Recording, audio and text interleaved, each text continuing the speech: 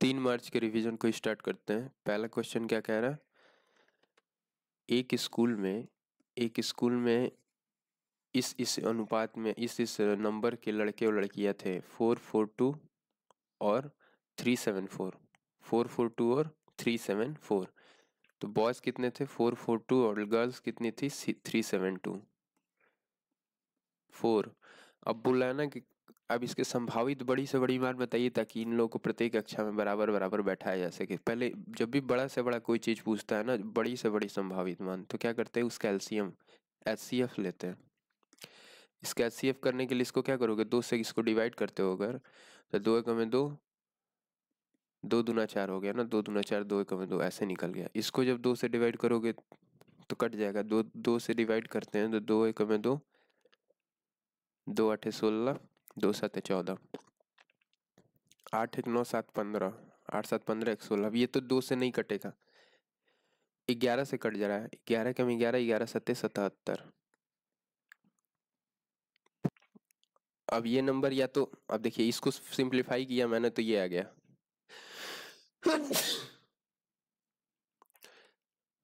अब ये नंबर 11 से नहीं कट रहा है तो ये नंबर जरूर 17 से कट रहा होगा। क्या क्या नंबर बचे हैं, 2 बचा है, 17 बचा है और 11 बचा है। 17 से काटोगे 17 के में 17, 17 3 51, तो 13 गुणे 17।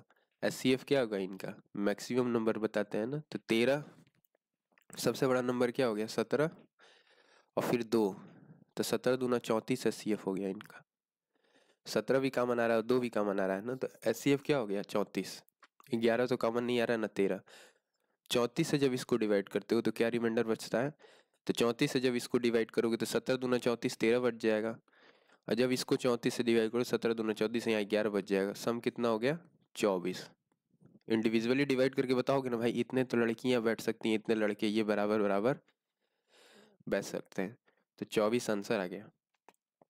एचसीएफ निकालने के बाद डिवाइड कर देना था। अब ये वाले क्वेश्चन में देखिए a plus 2b minus something है ना, जब इसमें इसको इस मल्टीप्लाई करेंगे तो b क्या हो जाएगा 2b स्क्वायर हो जाएगा और पॉजिटिव साइन के साथ जाएगा। तो ऑप्शन में 2b स्क्वायर पॉजिटिव आना चाहिए, और यहाँ जब आप b से मल्टीप्लाई करते हैं ये b स्क्वायर है प्लस b स्क्वायर। ध्यान से समझिए, मैंने क्या किया, एक पकड़ लिया रैंडम सा कि 2b है, यहाँ b है, यहाँ भी 2b है, यहाँ b है, तो हर एक फ्रैक्शन में b भी आ रहा है ना, तो 2b तो आ रहा है ना, इस फ्रैक्शन में भी b आ रहा है और इस पूरे में भी b आ रहा है। तो पहले कुछ कॉमन देखा जाता है कि क्या आ रहा है, अलजेब्रा में कॉमन ही तो देखा जाता है। तो 2b स्क्वायर यहाँ आ गया और b स्क्वायर, ये 3b स्क्वायर होना चाहिए। एक्सप्रेशन में जिसमें 3b स्क्वायर होगा इसमें नहीं है, इसमें 2b स्क्वायर है, 3b स्क्वायर चाहिए, इसमें भी 3b स्क्वायर है, इसमें भी 3b स्क्वायर है। अब यहाँ c से मल्टीप्लाई करते हो तो c स्क्वायर रह जाता है, क्योंकि ये निगेटिव है, ये निगेटिव पॉजिटिव, और यहाँ निगेटिव है, कोई वैल्यू नहीं है, तो c स्क्वायर पॉजिटिव साइन के साथ आना चाहिए। तो प्लस सी स्क्वायर तो सिर्फ एक ही ऑप्शन में है, सी ऑप्शन में। सिर्फ एक्सप्रेशन में मैंने ए बी सी को कॉमन लेकर देख लिया कि भाई बी इसमें भी आ रहा है, बी इसमें भी आ रहा है, तो ओवरऑल भी बी आना चाहिए, तो एक बार बी स्क्वायर का फैक्टर देख लिया मैंने।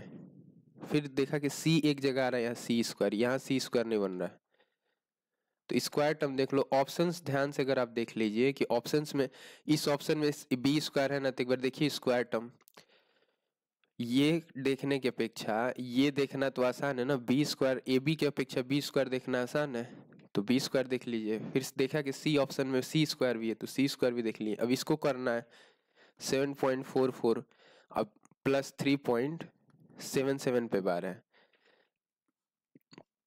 और माइनस 2.55 है, तो ऐसे कर सकते हो 5 पे बार।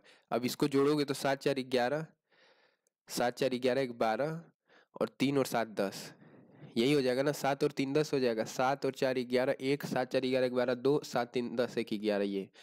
अब यहाँ एक नहीं होगा, यहाँ 2 पे बार होगा, क्योंकि ये भूल जाओ, 4 4 है ना, 4 पे बार होगा।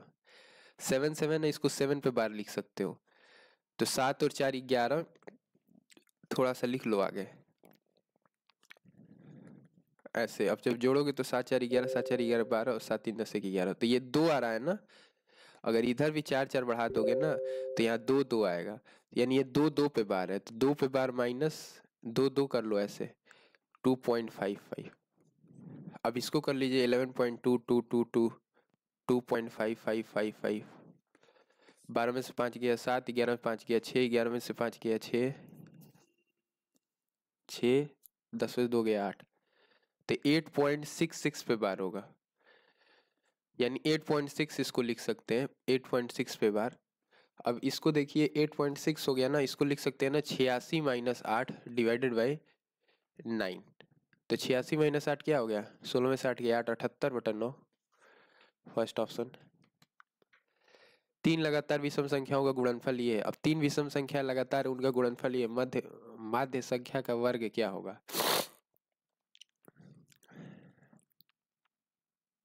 अब विषम संख्या तो पता नहीं है क्या हो सकती है, तो 2, 1, 4, 5 का आप फैक्टराइजेशन कर दीजिए। 5 चौका 20, 5 से अगर काटते हैं तो 5 चौका 20, 5 दूनी 10, 5 9 45, 4 2 6 3 से भी काट दो, 5 गुणे 3 गुणे 3 एकम में 3, 3 चौका 12, 3 3 9, 1 से भी देखो 11 से कट जाएगा, 11 कम 11, 11 3 33,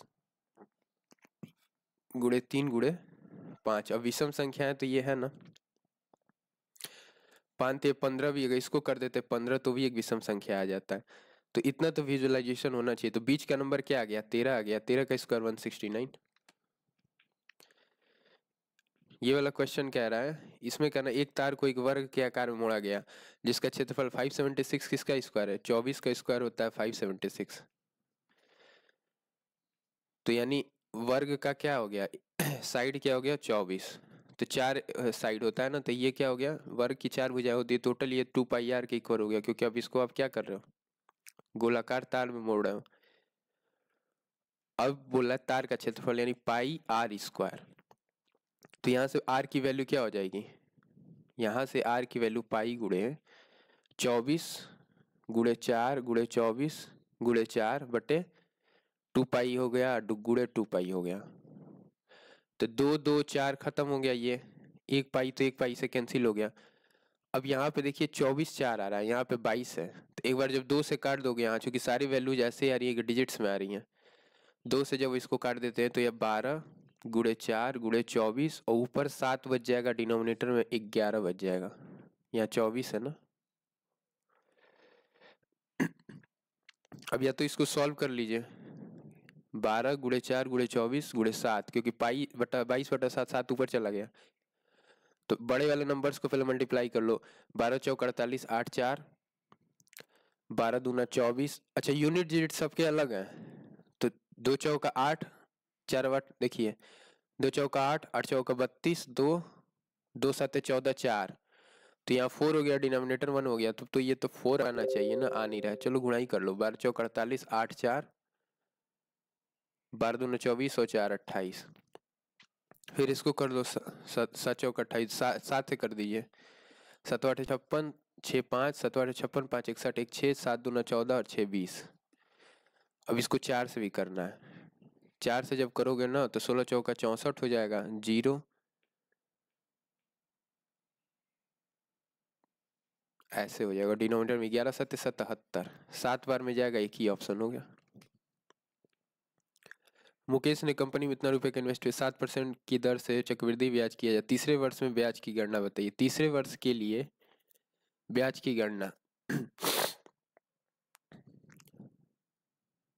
फॉर द थर्ड ईयर, सिर्फ केवल तीसरे साल के लिए बोला है क्या, इसको स्किप करो, कराते हैं।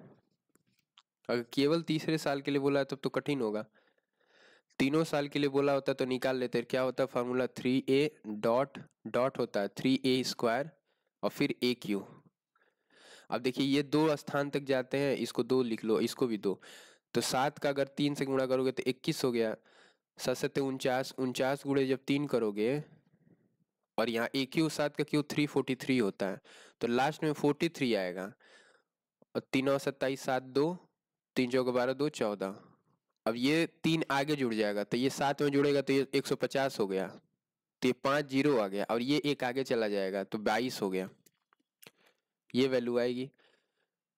ठीक कर रहे हैं, 3 और 27 7 2, 3 चौका 12 और 2 14, यहाँ से 3 जब आगे गया तो 150 15 हो गया, 150। ठीक तो है। अब देखो इसको जो मल्टीप्लाई करोगे तो इसको इसके साथ ले लोगे ना, तो क्या वैल्यू आ जाएगी, इसका तीसरे साल का ब्याज क्या हो जाएगा, यही हो जाएगा ना, ठीक, माइनस करना पड़ेगा लग रहा है तब इतना, क्योंकि मल्टीप्लाई करे तो 2200 के लमसम में आंसर आता है, ये नहीं है, यानी केवल तीसरे साल का पूछा है। अब 2 साल का कितना हो गया, 14.7714 और 14 का स्क्वायर के 7 का स्क्वायर 49, ये 2 साल का हो गया, ये तीसरे साल को घटा दो, डबल जीरो करके 43 हो गया, 10 में से 9 गया 1, यहाँ 0 हो गया, 22 में से 8, 8 4 12 हो गया ना, यही वैल्यू आ जाएगी, 0143, यहाँ 43 होगा, तो ये हो गया वैल्यू। भाई ये दशमलव में आ रहा है ना, और आप यहाँ जब मल्टीप्लाई करेंगे सिर्फ डिजिट देख लीजिएगा, तो ये वैल्यू आ जाएगी डी ऑप्शन, 80143। इस तरह का जब भी क्वेश्चन बोलता है ना ए की पावर एम माइनस, इसको इस फॉर्मेट में पहले बनाते हैं, ए की power M minus one and A की पावर एन माइनस वन, इस फॉर्मेट में बनाते हैं, और फिर एम और एन इसका अगर एचसीएफ ले लो तो ये पूरी संख्या का क्या होता है, एम और एन का अगर आप एचसीएफ ले लीजिए तो ये पूरी संख्या का एचसीएफ हो जाएगा एम एन का एचसीएफ, यानी HCF of M N small N और -1 यही होगा। अब जैसे इसको मैं इस फॉर्मेट में बनाता हूँ तो 3 का स्क्वायर है ना, 3 का स्क्वायर कॉमन ले लो, क्या हो गया 3 की पावर 27 -1। दूसरी चीज़ क्या बोली, ये पहली चीज़ हो गई, दूसरी चीज़ कही है यहाँ अगर 3 स्क्वायर कॉमन लेते हो तो क्या हो गया 3 की पावर 36 -1।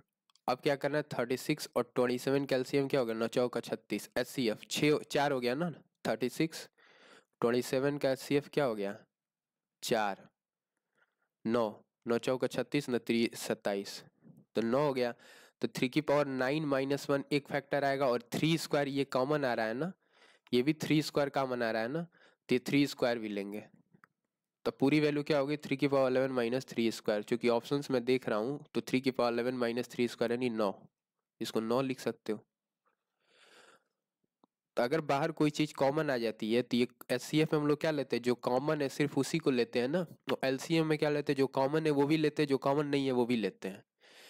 तो एचसीएफ इसीलिए ऑलवेज क्या होता है, डिवाइड करता है एलसीएम को, एलसीएम क्या होता है ऑलवेज डिविजिबल बाई एचसीएफ, ये ऑलवेज होता है, ये भी एक प्रॉपर्टी है, इस पे भी बहुत सारे क्वेश्चंस आते हैं। ये नंबर का महत्तम समापवर्तक पूछ रहा है x³ -8। अब देखो यहाँ से निकल जा रहा है ना x-2, तो जिस ऑप्शन में x-2 होगा वही आंसर हो जाएगा, एक ही ऑप्शन है जिसमें x-2 है।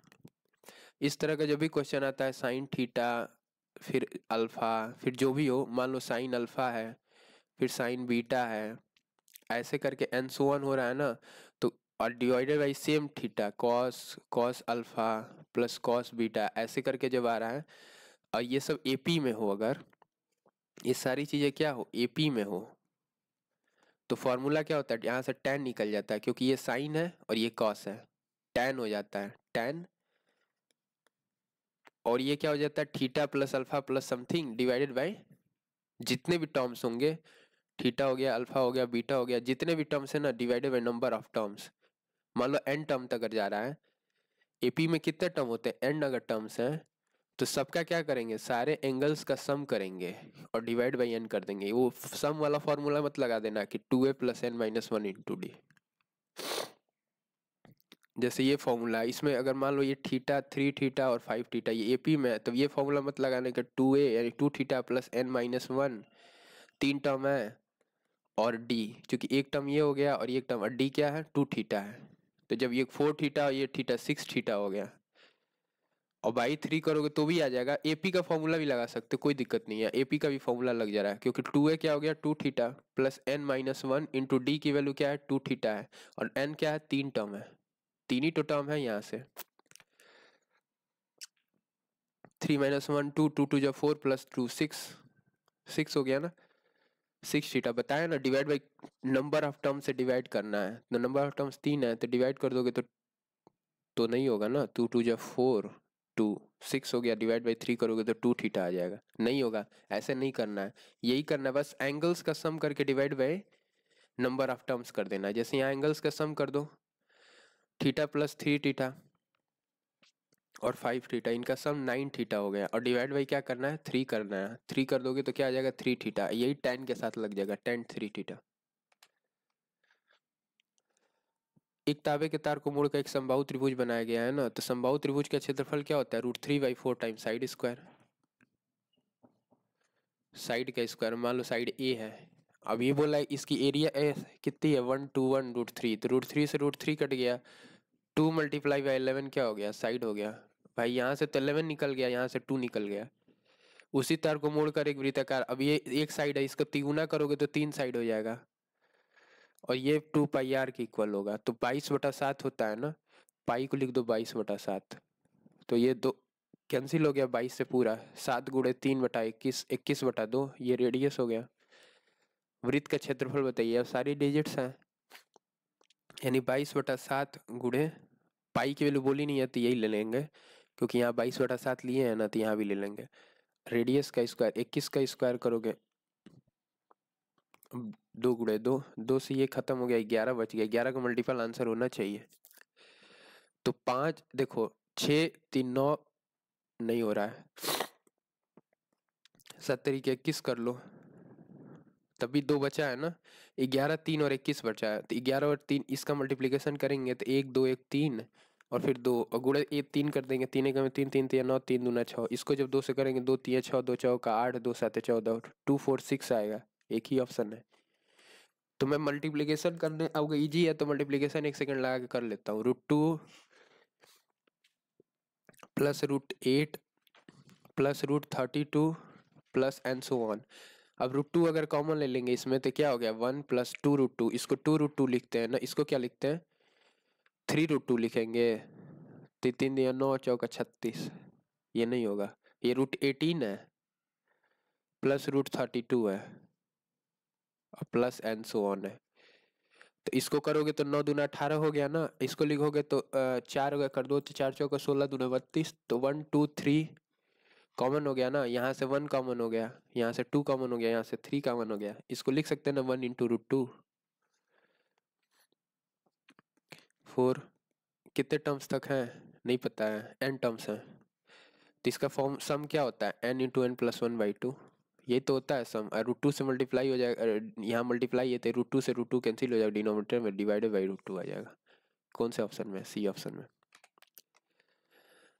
साइन 3000 डिग्री है, अब 3000 डिग्री को कैसे जाएंगे, तो 360 का 10 गुना क्या होता है, 3600 हो जाता है, हमको उसी के पास जाना है। ऐसा करते हैं ना, 360 का 18 का लिख लो, 360 का अगर 7 के 21, 7 बार 8 के 24, 8 बार अगर ले जाओ, क्योंकि 9 3 27 बहुत पास हो जाएगा, देखो 9 से मल्टीप्लाई करो, 9 6 54 4 5 9 3 27 5 31 बड़ा नंबर हो गया, 8 से मल्टीप्लाई करो, 8 6 48, 8 4 8 3 के 24 4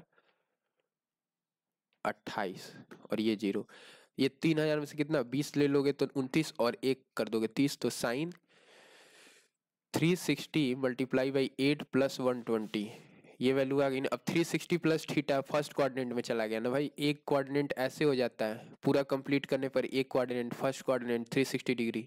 अब तो जब भी मल्टीप्लाई 360 प्लस यही तो होगा पूरा, यहाँ से मान लो स्टार्ट किए होगे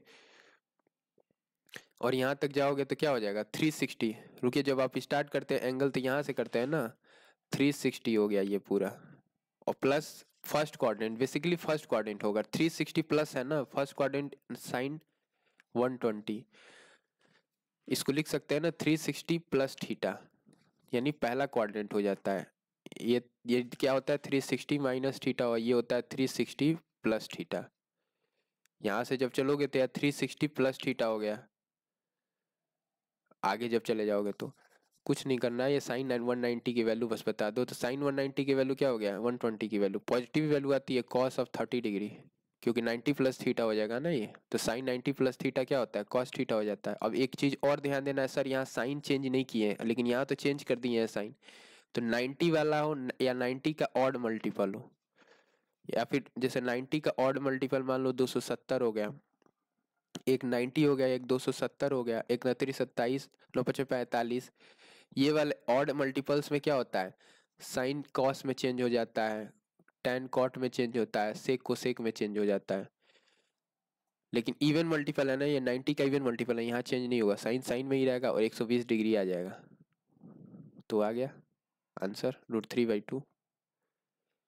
एक दुकानदार ने अपना माल अंकित मूल्य से आधे दाम पर बेच दिया, जिसे 70% की हानि हुई, यदि इसे अपना माल अंकित मूल्य पर ही बेचा होता तो कितनी, अंकित मूल्य 100 थी, 50% पर सेल कर दिया, ये मार्क प्राइस है, तो 17% की हानि हुई। तो मान लो कि हानि कैसे रिलेट करता है, सेलिंग प्राइस कॉस्ट प्राइस से रिलेट करता है ना, कॉस्ट प्राइस सेलिंग प्राइस और मार्क प्राइस। मान लीजिए कि 100% मार्क प्राइस था, 50 में सेल किया, ये सेलिंग प्राइस है, तो कितने की हानि हुई है, 17% की हानि हुई है। यानी मान लो 100 यूनिट है, CSM लगा देते हैं, ये 100 है, ये 50 पे बेचे तो 17 की हानि हुई है, यानी ये 85% की वैल्यू है ना, नहीं 83 हो गया ना, 83 7 90 10 100, तो 100 की वैल्यू बता दो, 100% की वैल्यू। तो ये मैं परसेंट भूल गया क्योंकि यहाँ परसेंटेज परसेंटेज कैंसिल हो गया, ये कॉस्ट प्राइस है, ये पूरा सेलिंग प्राइस हो गया, ये मार्क प्राइस। मान लिए कि 100 है, 100 मान लिए 100 यूनिट, बस अब यहाँ से निकाल लो, रेशियो बता देना, उसकी लाभ प्रतिशतता बताइए अगर वो मार्क प्राइस पे ही सेल करता है, यानी इस 100 की 100 पे ही सेल करता है, तो 100 से 100 कैंसिल हो जाए, 50 से 87 कितना बढ़ गया, 37/50 मल्टीप्लाई बाय 100, इसको डबल कर दोगे तो 66 हो गया ना, 17% है ना, तो यहाँ 83 होगा, या क्या होगा 83, तो यहाँ भी 33 आ जाएगा, तो 22 33 दूना 66, ये वैल्यू आ गई। तो यहाँ 100 मान लेना, एक व्यक्ति अपनी यात्रा का इतना इतना इतना भाग, LCM ले लो 4 और 2 का, तो 4 ही हो गया, 4 का 1/4 भाग 25 की स्पीड से गया है, बचे हुए शेष यात्रा, अच्छा नहीं दिया है, यात्रा का 1/2 है, यानी 4 का 1/2 हो गया, ये कितने की स्पीड से गया, 40 की, तो लिख लो टोटल यात्रा तो 4 है, एवरेज स्पीड पूछा है, पूछा क्या ये भी देख लिया करिए, पूछा है टोटल एवरेज स्पीड क्या होता है, टोटल डिस्टेंस अपन टोटल टाइम 1/25, डिस्टेंस अपन स्पीड कर दोगे तो टाइम मिल जाएगा ना, डिस्टेंस अपन स्पीड करने पे क्या मिलता है, टाइम मिलता है, DS हम लोग बोलते हैं ना, DS डिजिटल सम, डिस्टेंस अपन स्पीड हो जाता है, फिर 2/40, और जो बचा होगा नहीं पता है, शेष यात्रा का 50, शेष यात्रा का शेष भाग 50 की स्पीड से गया है, 2 1 3 1 बच गया था, उसको 50 की स्पीड से गया था, टोटल टाइम यहाँ कितना लग गया, LCM काट दो, यहाँ 25 हो गया ना, 25 चौका 100, LCM क्या हो गया, ये 1/20 हो गया, इसको 1/20 लिख सकते हैं, तो 25 और 20 का LCM क्या होता है, 100 हो गया, 100 ही मान लो, 25 चौका 100, तो यहाँ 4 हो गया, फिर यहाँ 20 5 100, ये 2 हो गया, ऊपर तो 100 चला जाएगा, तो ये 400 हो गया, और ये 4 5 2 6 5 11, डिनोमिनेटर में 11 हो गया, तो 11 तो आएगा, और यहाँ 0 आना चाहिए, तो 7 में 7 13 नहीं है, 6 का में 6 4 10 हो गया, 6 का में 6 6 12 नहीं हुआ, 4 का में 4 4 8 ये भी नहीं हुआ, तो बस ये सिर्फ मैंने क्या किया, 0 के लिए निकाल दिया यूनिट डिजिट देखकर। एक और तरीका था, यहाँ यहाँ क्या करते, स्पीड्स का रेशियो ले लेते, तो भी वही बात होता, आपको ऐसे करना ही पड़ेगा, आप ऐसे ही कर लिया करो, ये क्योंकि स्पीड का अगर LCM ले लोगे ना, S1 S2 और S3 का अगर LCM ले लोगे तो भी टोटल डिस्टेंस मिल जाएगा, लेकिन वो काफ़ी कॉम्प्लिकेटेड होता है, कई सवालों में वो यूज भी हो जाता है जहाँ टोटल डिस्टेंस नहीं गिवन हो, नॉट गिवन, यहाँ चूंकि गिवन नहीं ना था, तो यहाँ निकाल सकते हैं ना, और कई सवाल ऐसा होता है जहाँ एकदम नहीं बता सकते हम, आप शेष यात्रा बोल देता कि शेष यात्रा का इतना, फिर शेष यात्रा का इतना, तो वहां फिर ऐसे ही करते हैं, यहाँ शेष यात्रा नहीं बोला था। 15 मिनट के बाद सुबह में, अब ये वाला क्वेश्चन इंग्लिश में पढ़ के सॉल्व करना था, कि इंग्लिश जब तक नहीं पढ़ेंगे क्वेश्चन सॉल्व नहीं होगा। ए और बी प्रत्येक के पास एक निश्चित संख्या में संतरे हैं, ए कहता है कि मेरे पास, अब देखो ये क्वेश्चन बहुत इंपॉर्टेंट है, ए बी ले लो, ए से, अब इसको ऑप्शन से करना पड़ेगा, ऑप्शन में कह रहा है कि ए, यदि तुम मुझे 10 संतरे दे दो, ए बी से कहता है कि तुम मुझे 10 संतरे दे दो तो मेरे पास तुम्हारे बच्चे संतरे के दुगुना संतरे हो जाएंगे, तो मान लिया कि 65 संतरा है बी के पास, अच्छा ए के पास 65 संतरा है, तो ये बी से 10 लिया होगा तो बी के पास 55 होगा, तो 65 तो हो नहीं सकता है ना क्योंकि ऑड नंबर है, एक बार इवन देखो तो 50 हो गया, 50 अगर मान लेते कि ए के पास 50 संतरा है, तो ये तो तब पहला केस बोला था, केस वन कह रहा है कि बी से, कि यदि तुम मुझे, ए बी से कहता है यदि तुम मुझे 10 संतरे दे दो, यानी बी 10 संतरे इसको दिया है, तभी तो इसके पास 50 है, 10 संतरे दे दो, तो यानी अभी बी के पास, देखो करंटली ए के पास 50 संतरे बोल रहा है पहले स्टेटमेंट से, कि अगर तुम मुझे बी से 10 संतरे दे दो, यानी अभी इसके पास 10 संतरा हो गया, तो मेरे पास तुम्हारे बचे संतरे के दुगुना संतरे हो जाएंगे, तब इसके पास 30 होगा, तभी तो इसके पास 60 है, अब बी के बाद अगर 30 संतरा है, जो कि है नहीं, ओरिजिनली इसके पास 40 था, अब 30 तो हम लोग निकाले ना, ओरिजिनली कितना था, ओरिजिनली इसके पास 40 संतरे थे। दूसरा स्टेटमेंट कह रहा है कि अगर बी केस 2, अगर बी कहता है, बी उत्तर देता है यदि तुम मुझे 10 संतरे दे दो, यानी ये इसको 10 संतरे दे दे, यानी इसके पास 40 ही था, अब 50 करवा दे, ओरिजिनली 40 था ना बी के पास। थोड़ा सा इंपॉर्टेंट सवाल है। 10 और दे दो, 50 हो गया, तो तुम्हारे पास बचे संतरे को संख्या बराबर, यानी इसके पास 50 था, इसके पास भी 50 हो जाएगा। तो पहले इसके पास कितना था, 50 ही था ना, 10 इसको दे दिया, इसके पास 40 था तो 50 हो गया, तो बचे संतरे के बराबर संतरा हो गया, तुम्हारे पास बचे संतरे के बराबर संख्या में हो जाएगा। ये तो सही है, 50 सेटिस्फाई कर जा रहा है, 50 सेटिस्फाई कर जा रहा है। ये ऑप्शन 70 भी सेटिस्फाई कर रहा है। देखिए कैसे, मान लीजिए ए के पास 70 संतरे हैं, ए और बी। ए के पास पहले कितने संतरे हैं, 70, 70 इधर लिख लो। अब बोला कि 10 इससे ले लो, यानी ये 80 हो गया, तो ये 40 था। भाई पहला स्टेटमेंट के हिसाब से 10 इससे ले लिया है तो 80 हो गया ना, तो इसके पास 40 हो गया, क्योंकि कह रहा है दोगुना संतरे हो गए। तो इनिशियली इसके पास कितना था, इनिशियली इसके पास 30 होगा, 10 इससे लिया है ना, तो इनिशियली इसके पास 50 होगा। ध्यान से समझना, इनिशियली इसके पास माना मैंने 70 है ऑप्शन से, ए के पास कितने संतरे, ऑप्शन मान लिए 70। अब 10 इससे जब ले लोगे तो ये 80 हो गया, तो 10 इससे 80 का आधा 40 होता है ना, ये 40 कब है, ये आधा हो गया है। ये 40 कब है, जब ये 10 संतरा दिया है, तो इसके पास 50 होगा। अब बी के पास 50 संतरा है, दूसरा केस बोल रहा है ए और बी। बी उत्तर देता है यदि तू मुझे 10 संतरे दे, यानी 50 से इसको 60 करवा दे, तो तुम्हारे संतरे के बराबर संतरे मेरे पास हो जाएंगे। तो ये भी तो 60 ही हो गया है। दोनों क्वेश्चंस में ऑप्शन यहाँ सेटिस्फाई कर रहे हैं। 4-5% से इंक्रीज होता है, जब भी सक्सेसिव इंक्रीज होता है ना, तो या तो ऐसे कर लो कि 25, 4% की फ्रैक्शनल वैल्यू 1/25 होती है, तो फिर इसको 26/25 करने के बजाय मैं क्या करता हूँ ना, 100 से 104 हो गया ना, तो 1.014, और ये गुणे 1.05, यही तो हो गया भाई। 100 104/100 करोगे तो इसको 1.0, 105/100 करोगे तो 1.05, और ये क्या है 175, ये जीरो भूल भी जाइए। ये किसका मल्टीपल है, 13/104, 13×9 = 117, 21×5 = 105।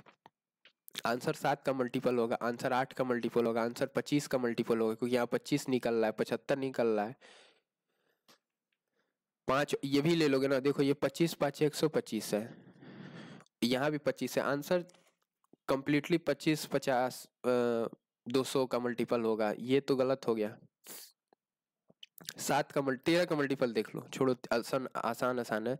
13 का में 13, 5, 13×4 = 52, और ये तो पहला तो गलत हो गया, ये भी 13×5 = 65, 13×6 = 77, 13×8 = 104, 13 का में 13 और 6, 13×4 = 52 और 11, 13×8 100 नहीं हुआ, 13 का में 13 और 13×7 = 91 हो गया, 13 का में 13, 6 हो गया ना, 13×4 = 52, 9 हो गया, और 13×7 = 91 बन गया। ये डी ऑप्शन हो गया। 13 का मल्टीपल चेक कर लिया, मल्टीपल ही देखना होता है इस ऑप्शन में। अब तेजी से मल्टीपल क्या होता है, प्राइम नंबर्स का मल्टीपल फट से देख लिया करिए। 25-25 का मल्टीपल कई बार देखने में दिक्कत होती है, क्योंकि यहाँ ऑप्शन काफी क्लोजेस्ट है।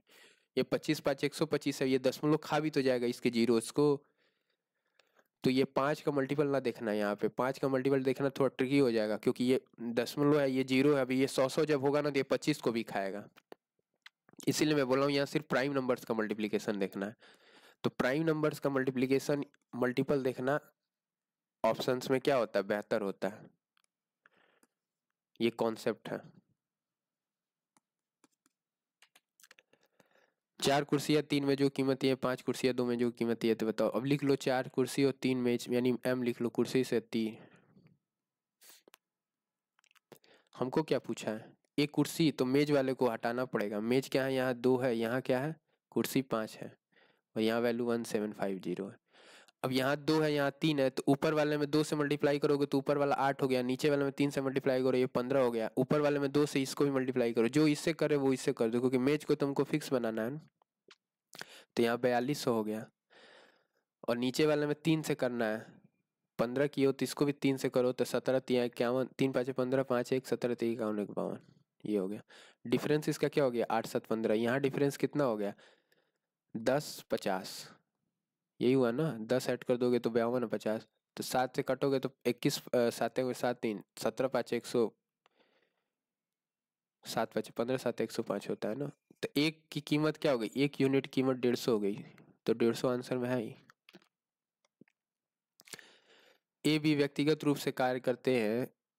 ए 18 दिनों में कार्य को पूरा कर रहा है, बी 30 दिनों में कार्य को पूरा कर रहा है। ये अल्टरनेटिवली वर्क कर रहा है। पहले ए कर रहा है, पहले कौन कर रहा है, ए। पूछा है कि ए बी एक साथ काम करना शुरू किया, अच्छा काम एक बी साथ में किए हैं, तो पहले ए व्यक्तिगत रूप से कार्य को क्रमशः इतना इतना दिनों में पूरा करते हैं। ये अल्टरनेटिव नहीं, व्यक्तिगत यानी अकेले अकेले इतना दिनों में करते। तो एलसीएम ले लो, इनका एलसीएम ले लोगे तो पता चल जाएगा ना।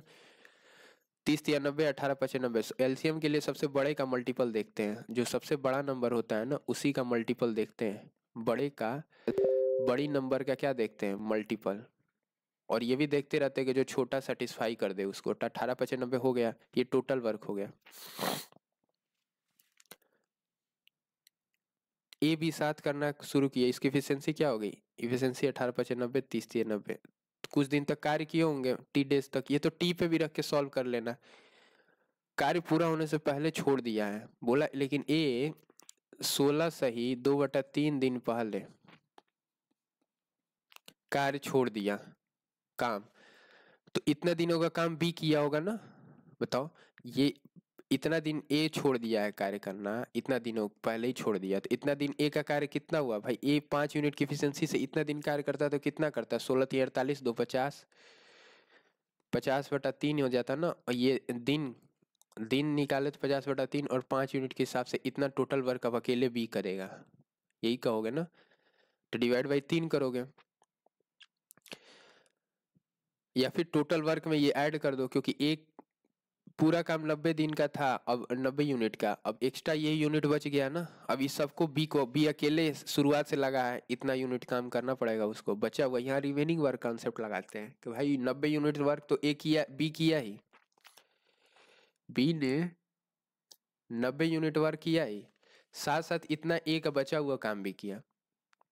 तो 30 दिन का काम तो ये कर लिया, 30 यूनिट है तो 3 यूनिट पर एक एफिशिएंसी से 30 दिन यहाँ निकल गया।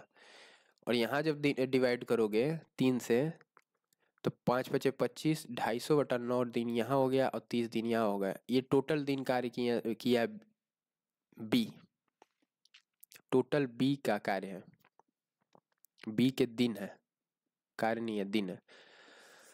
अब देखिए, अब बोला है कि ए कितना दिन पहले कार्य छोड़ा था, या फिर ए कितने दिनों तक कार्य किया था। अगर ए बी मिल के करते तो कितना दिन में करते, 5 3 8, 90 का आधा कर दोगे तो 45/4 डेज में करते। लेकिन अभी इतना दिनों में हुआ है तो घटा दो, क्योंकि एक्स्ट्रा दिन लगे होंगे ना, तो इसमें से घटा दो। 250/9 + 30, और माइनस कर दो इसको। 9 चौका 36, एलसीएम हो गया ना, तो 25 चौका 100, 100 ये हो गया, एक ये हो गया, 9 5 45, 9 चौका 36, 360, 9 5 45 ये हो गया। और इसका एलसीएम 36 × 30 डिवाइड बाई 6। इसको रिमेनिंग वर्क कॉन्सेप्ट से ना करने के बजाय ना टी मान के सॉल्व करिएगा। हम बोले थे ना कि टी मान के करना, चूंकि नया ट्राई कर लिए हैं, यहाँ टी मान के सॉल्व करना है। कितना टी डेज मान के कि टी डेज कार्य किया है, फिर बचे हुए कार्य को इतना दिन, नहीं तो कॉम्प्लिकेटेड हो जाएगा। बहुत अच्छा सवाल है। तो जब भी इस तरह का आ जाए ना कि इतना दिन पहले काम छोड़ दिया है, और ये फ्रैक्शन में था 16 2/3, तो चूंकि फ्रीक्वेंट अगर आप नहीं है सॉल्व करने के लिए बार बार इस तरह के क्वेश्चंस को, नंबर ऑफ क्वेश्चंस ज़्यादा आपने सॉल्व नहीं किए हैं, तो आप क्या करिए, इसको टी डेज मान के करिए। टी डेज माना, टी मान के टी दिनों का कार्य, 3 दिन तक कार्य किया, ऐसे करके करिए। दो अभाज्य संख्या, अब लघुत्तम समानुपाती है। लघुत्तम समानुपाती क्या होता है, दो अभाज्य संख्या की x k y। जब भी हमको नंबर दिखता है, मैं इसका फैक्टराइजेशन करता हूँ। 6 6 12 7 19 नहीं कट रहा है। 7 से देखो तो 7 और 7 9 63, और 4 नहीं कट रहा है। 6 6 12 7 19, 9 से भी नहीं कट रहा है। तो ये क्या होगा, इसके पास का नंबर, ये 20 × 30 कर देते तो 600 हो जाता ना। 20 × 30 600 हो जाता। अब ये तो बड़ा नंबर है और 7 यूनिट डिजिट पे है, तो ये 30 से हम कम, इसको 30 को कम ले जाए, क्योंकि अगर देखो सपोज करो मैं इसको कम कर दूँ, इसको 17 कर दूँ, इसको 33 कर दूँ, 3 इसको कम किए, 3 इसको बढ़ा दिए, तो 17 3 51 1, 17 3 51 1 52, ये कम हो गया वैल्यू, हमको 600 से अधिक चाहिए। तो इसको भी कुछ बढ़ाओ, इसको 23 कर दो और इसको थोड़ा ही सा कम करो, 9 करो, 29 कर दो, क्योंकि बोल रहा है ना ये प्राइम नंबर होने चाहिए। तो 20 के पास का प्राइम नंबर क्या है, 30 है। हमको प्राइम नंबर चाहिए, तभी तो हम लोग बताएंगे कि भाई इसका इतना मल्टीपल है। ये देखो प्राइम नंबर्स का फोकस होता है ना कि एक्स के वाई, एक्स वाई क्या है यहाँ प्राइम नंबर। दो नंबर तक हम लोग को मानना होता है, तो के एक्स के वाई मानते हैं, यहाँ मैंने माना नहीं। और इनका एलसीएम क्या हो जाएगा, के एक्स वाई, और एस सी एफ क्या हो जाएगा, बताया था ना एस सी एफ डिवाइड करता है, एक्स वाई के हो जाएगा एस सी एफ। एलसीएम को always S C F divide करता है। तो इसको फैक्टराइज करना था, 29 हो गया, चेक भी कर सकते हो, ये आता होगा। 20 20 या 400 कर लेना। तो बोला y की वैल्यू बताओ, x ग्रेटर देन y है, तो यानी x क्या है, ग्रेटर देन y, यानी x 29 और y क्या है 23 है। तो 29 गुणे 5 करोगे तो क्या हो जाएगा, 29 गुणे 5 माइनस 23 गुणे 3, 23 गुणे 3 क्योंकि पूछा है यहाँ पे कि 5x माइनस 3y की वैल्यू बताइए। तो 5 दूनी का 10, 100 हो गया, 5 45, माइनस 3 3 दूना का 60 करोगे तो ये 40 हो गया, और 3 3 9, ये 9 कम करना है। तो कुछ गड़बड़ हो रहा है क्या, ये x है, ये x था ना, 5y माइनस 3x था, 5y माइनस 3x, तो ये 29 था, ये 23 था। तो 100 तो था ही, फिर 3 5 15 हो जाता यहाँ, और यहाँ क्या था 60 होता है, 20 3 60, और 9 9 3 27 माइनस 27 हो जाता, तो ये 40 मिल जाता, और ये 27 है। तो 40 और 15 55, 55 में से 27 गया, 17 में से 5 गया,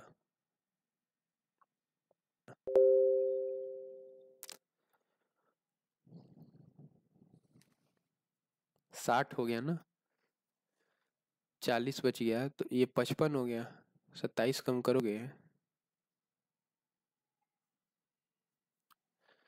15 में 7 गया 8, 28, यूनिट डिजिट पे 8 आएगा और पॉजिटिव साइन के साथ आएगा, एक ही ऑप्शन है। तो यहाँ पे बस यही था कि इसको सिंप्लीफाई करना था, 23 और 29 प्राइम नंबर पे फोकस करना था। मैं नंबर्स को जनरली सिंप्लीफाई करता हूँ, करते हैं सेशन को, नेक्स्ट सेशन में मिलेंगे।